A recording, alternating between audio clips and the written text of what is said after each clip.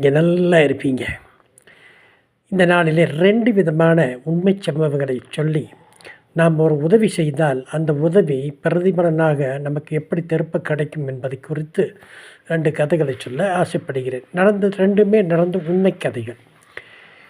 அமெரிக்காவில் ஒருவர் பசியால் ஒரு பையன் ஒரு வீட்டு கதவை தட்டுகிறார். "அம்மா, பசிக்குதம்மா" என்று கேட்கிறான். உடனே அந்த வீட்டு தாய் திறந்து 1 டம்ளர் பால் எடுத்து கொடுக்கும்போது, "அம்மா, வேறு எதாவது வேண்டுமா?" என்று கேட்கிறாள். அவள் கேட்டுள்ளாய். இந்த பையன் சொல்கிறான், "போதும்மா, இதுவே எனக்கு போதும்" என்று சொல்லிக்கொண்டு போய்விடுகிறான். சிறிது நாட்கள் கழித்து, சில வருடங்கள் கழித்து, அந்த தேசத்தில் ஒரு விதமான கொடிய வியாதி ஒன்று பரவி எல்லோரையும் மக்களை கொன்று குவித்து கொண்டு இருக்கிறது. அதே நேரத்தில் அதே தாய், எந்த தாய் பால் கொடுத்தாலோ அந்த தாய் ஒரு ஆஸ்பத்திரிக்கு சிகிச்சைக்காக நுழைகிறாள்.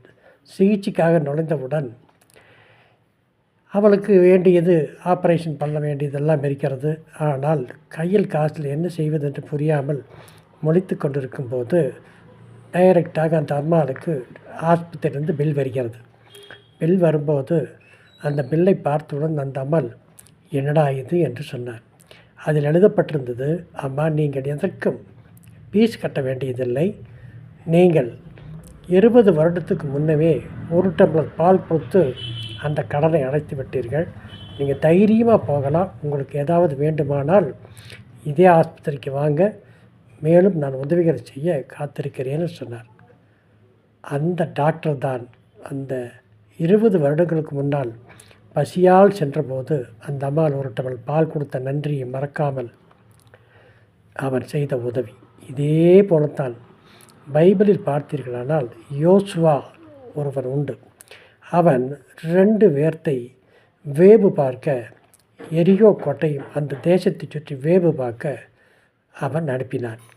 அந்த நேரத்தில் வேவு பார்க்க வந்தவர்கள் அந்த தேசத்துக்காரர்கள் அடிப்பார்கள், கொல்லுவார்கள் என்ற எண்ணத்தோடு ஒரு ராகாப் என்ற ஒரு வேசி அவளுடைய வீட்டில் இடம் கொடுத்து மறைத்து வைத்தாள். எரிகோ கோட்டையை பிடித்தபோது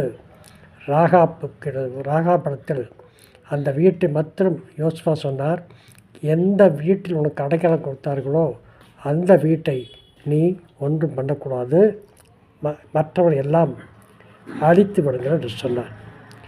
ஒரு நாள் அவளுடைய 2 பேர்த்துக்கு அடைக்கலம் கொடுத்ததால் அவளுடைய வீடு தப்பித்தது. இன்றும் அவளுடைய வீடு இஸ்ரேலில் இருக்கிறது. பார்த்தீர்களா? ஒரு நன்மை செய்தால் நன்றியோடு இருக்க வேண்டும்.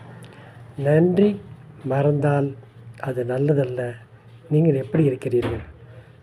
ஒரு சிறு துரும்பு ஒரு நாள் 1 டம்ளர் தண்ணி கொடுத்தாலும் நினைத்து கொண்டிருக்க வேண்டும்படிய, "தண்ணி தானே கொடுத்தாங்க, என்ன செஞ்சாங்க" என்று கேட்பதை விட, தவிக்கிற வாய்க்கு தண்ணி கொடுத்தவளை என்றென்றும் நினைத்து பார்க்க வேண்டும்.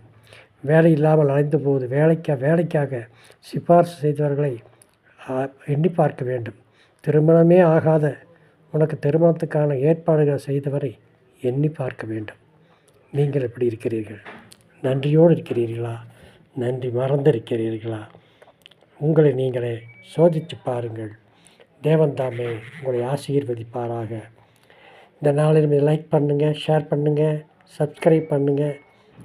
நாளை சந்திப்போமா?